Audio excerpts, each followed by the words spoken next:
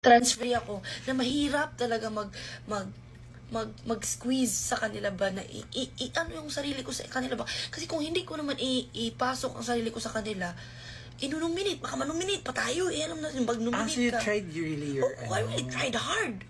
Like, really hard. Sobrang ang try ko ng really hard na punish na lang ako. Yun nga yung... Kasi guys, grabe ito, di ba? Mahirap na pagpasok ko. Hala, sorry guys, I'm such a yapper. Dagan ako giingon. Pero sige lang, I hope you have time. Hala, dugan na nila dito. Kano yan? Asaan? 22K. Ay, hello. Ano ka diho? Say thank you. I think Wait, that's our first time na ako mag-22,000. Tinood? Tinood? Tinuod mo. O Indiano ra mo. You're so racist. Dili, mga ano ba, mga Ay, mga fake? Oo. Okay. Grabe, sagka-oy. Okay. 27 na. Oh my God! Wait lang, guys. Kung mag 30,000, can you dance the ano? Wait lang, mag-dance. Mag-story time Sino pa ganita. Sige, go. Para guys, gamay na lang ako explain sa inyo guys. Ako giniisulti tanong sa inyo guys sa mga nag-question dara. Tapos guys, alam nyo ba, pagpasok ko dun, shut up kaagad ang task. Imagine niyo paano ko pinahirapan ni Papa G. Ano ba yung ganun? Pinahirapan ako talaga ni Papa Jesus guys. Kabi sa miyan talaga.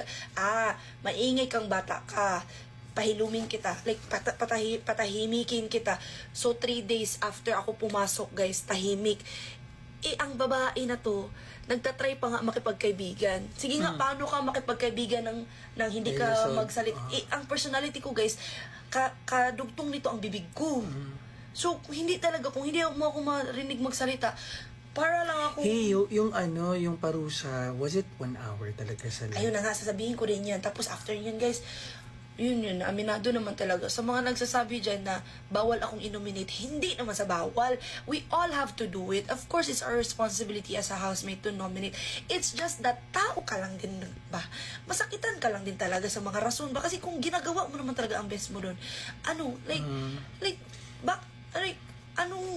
ko bang pwede pang gawin ba na bakit ako? Pero syempre, masakit lang talaga guys, masakit talaga guys.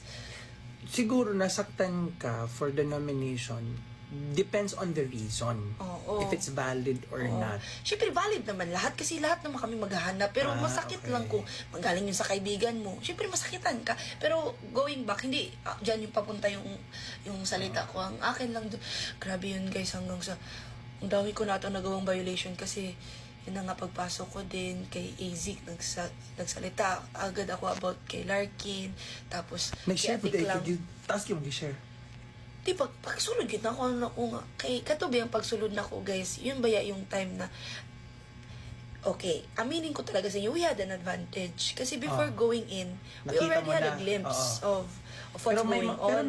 And then nakita na din namin kung paano mag-i-judge ng outside world. Nung time na yun yung time na kasi na inaano siya about kay Larkin. Tapos si Larkin kinausap pero ako. Di ba nag-hotel ka talaga ng o nag-quarantine ka? Hindi pwede sabihin yun. Pero, so, wala na yung... Hindi mo naman nakita yung a week before that? Hindi na. 1 week din, hindi na nakita lahat. Pero, syempre, dala-dala ko yung pag-aalala na dapat pagpasok ko doon. Why did you share yung outside, kay AC? Hindi naman sa share. Or was it like there pagpasok ko, hindi kasi, ganito kasi guys, pumasok ka kasi doon, syempre, transfer ka, wala ka pang alam. Although, I know naman it's our responsibility to know the rules and regulations. It's just, akala ko talaga guys, no, sa loob ng bahay, binabash nyo na ako. Kasi inaaway man ako palagi. Parang feel ko most hated ako ba nung mga time na nag-una-una ako. Baka kung ano yung nararamdaman ko dito, yun din yung tingin sa akin outside. Yun yung naramdaman ko. Kaya hindi po talaga namin in-expect ni Atik lang yung supporters niyo. Pero sana supportan. Ayan, since ang dami nyo naman na guys. Uy! Ano, dami nila. Uy, mag-thank you.